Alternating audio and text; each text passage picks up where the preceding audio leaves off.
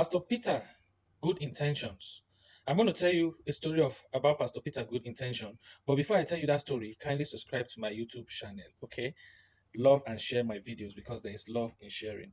Pastor Peter was a kind and caring pastor who loved his community. One day he received a call from the hospital informing him that one of his church member, Mrs. Johnson, was admitted and in critical condition. She had pneumonia and needed oxygen to breathe. Pastor Peter immediately went to the hospital to visit Mrs. Johnson. He took his Bible and prayed for her recovery. When he arrived at the hospital room, he saw Mrs. Johnson connected to an oxygen tank and IV drip. Without asking the doctor or nurses, Pastor Peter removed the oxygen tube from Mrs. Johnson's nose. He said, God will heal you, sister.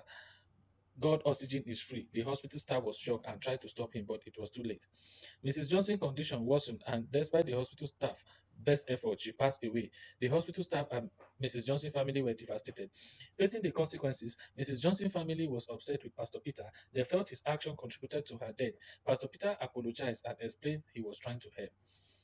Pastor Peter realized he made a mistake by interfering with Mrs. Johnson's treatment. He learned to respect medical professionals and work with them. The community learned that good intentions are not enough. They saw the importance of working together and respecting each other's expertise. And remembering Mrs. Johnson, the community came together to remember Mrs. Johnson and celebrate her life. Pastor Peter attended and apologized again for his mistakes.